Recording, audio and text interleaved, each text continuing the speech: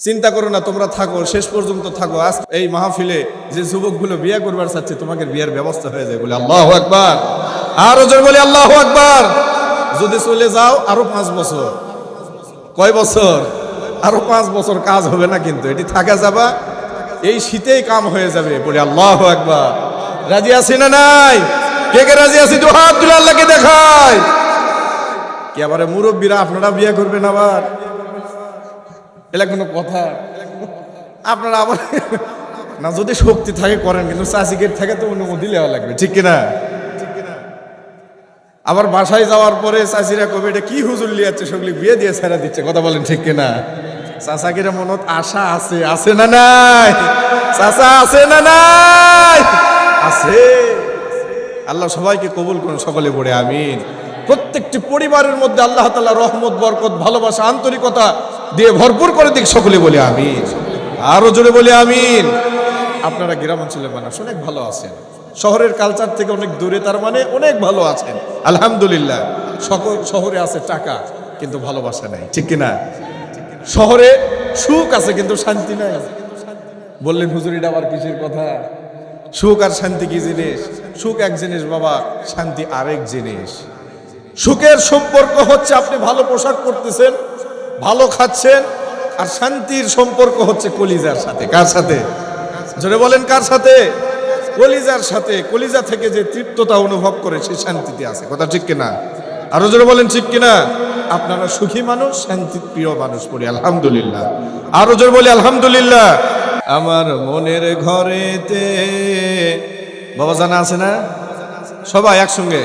আমার মনের ঘরেতে রেখেছি যারে, দো জাহানের বাদশা নবী কামলিওয়ালা রে।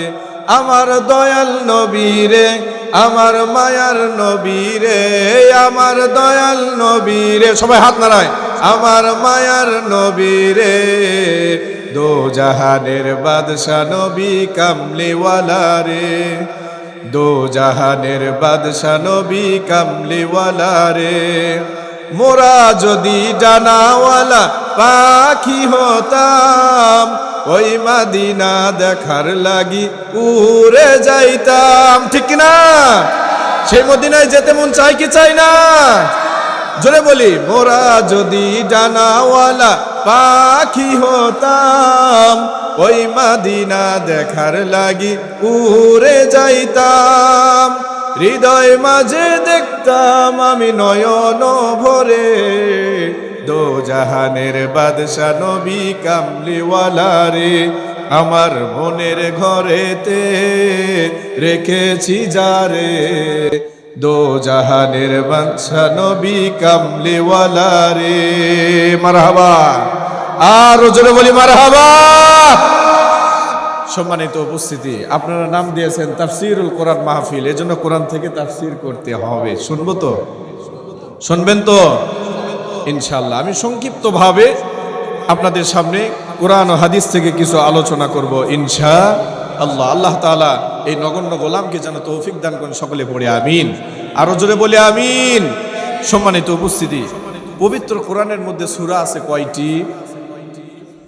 জোরে বলি। মাত্র কয়েকজন উত্তর দিল, বাদ বাকি আপনারা কি মুসলমান না? কোরআন সম্পর্কে জানতে হবে না বাবা? কোরআনের মধ্যে সূরা আছে কয়টি? 114টি। এখন যদি বলা হয় আপনারা 10টা সূরার নাম বলেন, সবাই বলতে পারবেন? এখন যদি আমি জিজ্ঞেস করি 10টা খেলোয়াড়ের নাম বলতে হবে, আপনারা কি বলতে পারবেন না? সবাই বলতে পারবেন। আবার যদি বলি 10টা গানের শিল্পীর নাম বলেন, আপনারা কিন্তু বলতে পারবেন। যদি বলি 10 জন সাহাবীর নাম বলেন, অথবা 10টা নবীর নাম বলেন, অনেকে বলতে পারবেন না, ঠিক কিনা? তার মানে বোঝা যাচ্ছে Islamic culture, Islamic education, Islamic শিক্ষাগুলো আমাদের মধ্য থেকে দূরভূত হয়ে যাচ্ছে। কোরআনের শিক্ষা আমাদের মাঝে আসছে না। কোরআনের শিক্ষা, ইসলামের শিক্ষা থেকে আমরা দূর হয়ে যাচ্ছি। তার প্রমাণ হচ্ছে এই যে প্রতিষ্ঠান রয়েছে, এই মাদ্রাসা রয়েছে, এই মাদ্রাসায় কয়জন বাচ্চাকে আপনারা দিয়েছেন? এই মাদ্রাসায় কয়জন বাচ্চা লেখাপড়া করে বলেন? অথচ আপনাদের প্রত্যেকটি ঘরে একটা দুইটা করে সন্তান রয়েছে, বাচ্চা রয়েছে, যারা হাই স্কুলে যায়, প্রাইমারিতে যায়, কলেজে যায়, অথচ তারা এই ঘরে কোরআন পড়ার জন্য আসে না। ঠিক কিনা? সম্মানিত ভাইরা আমার, এই জন্য কোরআন সম্পর্কে জানার দরকার আছে না নাই? আরো জোরে বলেন, আছে না নাই? পবিত্র কোরআনের মধ্যে সূরা আছে কয়টি? 114টি। কয়টি? জোরে বলেন কয়টি? 114টি সূরা আছে। আমি যে সূরা থেকে তেলাওয়াত করেছি সেই সূরার অবস্থান হচ্ছে 55 নম্বর। কত নম্বর বলেন? 55 নম্বর সূরা, সূরা আর রহমান। এই সূরার নাম শুনছেন কিনা? আপনাদের গ্রামের রহমান লয়, রহমান আছে না নাই? আপনাদের গ্রামের রহমান লয়, এই সূরার নাম হচ্ছে আর রহমান। কি বলেন? আরো জোরে বলেন, এই সূরার নাম কি? আর রহমান। এই সূরা অবতীর্ণ হওয়ার প্রেক্ষাপট জানেন? এই সূরাটির অবতীর্ণ হয়েছে মদিনায়। কোথায় বলেন? মদিনায়। এই সূরা নাজিল হওয়ার পরে, এই সূরাটি যখন অবতীর্ণ হয়নি, আল্লাহ নবী সাল্লাল্লাহু আলাইহি সাল্লাম সবাইকে বলেন, মদিনাবাসীদেরকে জিজ্ঞেস করেন যে তোমরা রহমানের ইবাদত করো, রহমানের গোলামি করো, তার নামে দান করো, সদকা করো, হজ করো। মদিনাবাসী বলে যে মোহাম্মদ কি পাগলা হয়ে গেল নাকি? নাউজুবিল্লাহ বলবেন না? আরো জোরে বলেন।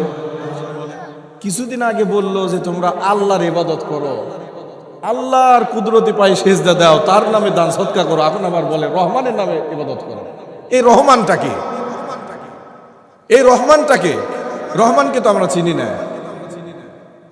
এই প্রশ্ন যখন মদিনাবাসী আমার রসুলের কাছে করেছেন, আমার রসুল জনাবে মুহাম্মদুর রাসূলুল্লাহ, সকলে পড়ি সাল্লাল্লাহু আলাইহি ওয়াসাল্লাম, তিনি আকাশের দিকে তাকালেন, কোনো জবাব দিলেন না, কোনো অ্যানসার করলেন না, তিনি চুপ করে বসে থাকলেন। তার কারণ আমার রসুল যা কিছু বলেন নিজের পক্ষ থেকে বলেন না, তিনি সব কিছুই কোরআন থেকে বলেন। কথা ঠিক কিনা? তিনি রবের পক্ষ থেকে কথা বলেন, তিনি নিজের নফস থেকে কোনো কথা বলেন না। রব্বুল আলামিন এই দৃশ্য দেখে জিবরাইল আলাইহিস সালাতু ওয়াস সালামকে বললেন, ও জিবরাইল, তুমি বসে আছে কেন? দুনিয়ার জমিনে আমার হাবিব মুহাম্মাদুর রাসূলুল্লাহ সাল্লাল্লাহু আলাইহি ওয়াসাল্লাম, মদিনাবাসী তাকে প্রশ্ন করেছে রহমানকে, সেই উত্তর তার কাছে নাই। জিবরাইল, তুমি চলে যাও, সূরা আর রহমান আমি তোমাকে দান করে দিলাম, এই সূরা আর রহমানের টুকরাটা তুমি নিয়ে যাও, আমার রসুলের কাছে দিয়ে দাও। জিবরাইল চলে আসলেন জমিনে। আসার পরে আমার রসুলের কাছে সূরা রহমান ধারাবাহিকভাবে অবতীর্ণ করে দিলেন। এরপরে মদিনাবাসীদেরকে আহ্বান করলেন, ও মদিনাবাসী শুনে যাও, রহমানকে তোমরা জানতে চেয়েছিলে, রহমানকে, রহমানের পরিচয় কি? আল্লাহর নবী সাল্লাল্লাহু আলাইহি ওয়াসাল্লাম সকলের সামনে তিনি উত্তর দিয়ে দিলেন, আর রহমান আল্লামাল কুরআন। আল্লাহু আকবার বলেন। কোরআন অবতীর্ণ, সূরা রহমান অবতীর্ণ হওয়া শুরু হয়ে গেল। আর রহমান বলা হচ্ছে তিনি দয়ালু, অতীব মেহেরবান। সবচাইতে বড় দয়া কার বেশি বলেন? আরো জোরে বলেন কার? সম্মানিত ভাইরা আমার, মনে রাখবেন, এই পৃথিবী যখন আপনার কাছ থেকে মুখ ফিরিয়ে নিবে, কেউ যখন আপনার দিকে তাকাবে না, কেউ যদি নাও তাকায়, আপনার দিকে তাকানোর জন্য একজন আছে, তিনি কে? আরো জোরে বলেন, তিনি কে? আমাদের শেষ ভরসা হচ্ছে আমাদের রব, আমাদের সৃষ্টিকর্তা আল্লাহ। ঠিক বলেন, জোরে বলেন ঠিক কিনা?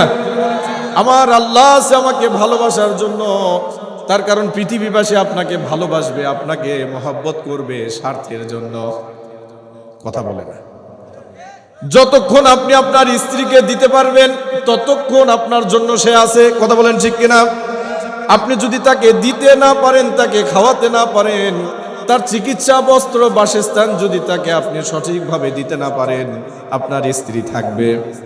জোরে বলেন, থাকবে? কোনো মা বাবা যদি সন্তানকে সঠিকভাবে দিতে না পারে, সে তো মুখের উপর বলে দেয় তোমরা আমাকে ভালোভাবে দিতে পারবা না, তাহলে জন্ম কেন দিলা? এরকম আছে না নাই? তার মানে বোঝা যায় দুনিয়াটা স্বার্থের উপর চলে। কিসের উপর? দুনিয়াটা স্বার্থের উপর চলে। কিন্তু আমার রবের জন্য কোনো স্বার্থ নাই। আমার রব চাই বান্দা যেন আমার গোলামি করে, দাসত্ব করে, ইবাদত করে। বান্দা যখন আমার গোলামি করবে, দাসত্ব করবে, আমি রব সেই বান্দার জন্য রহমানের পরিচয় দিয়ে দিব, বলি সুবহানাল্লাহ। বলা হচ্ছে আর রহমান কে? রহমান আমরা বললাম, রহমানটা কে? আল্লাহ পাক রব্বুল আলামিন বলেন, বান্দা শোনো রহমান কে। রহমান হচ্ছে তিনি আল্লামাল কুরআন।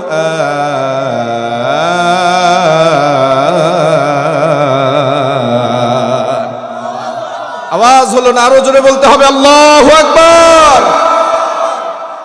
আল্লাহ পাক রব্বুল আলামিন বলেন, বান্দা শোনো রহমানকে। খুব মনোযোগ দিয়ে শোনেন। শুনতেছেন বাবা? শুনতেছেন? খারাপ লাগতেছে? কোরআনের কথা ভালো না মন্দ? আলহামদুলিল্লাহ বলেন, আলহামদুলিল্লাহ। রব্বুল আলামিন বলেন, বান্দা শোনো রহমানকে, তার পরিচয় নিয়ে নাও।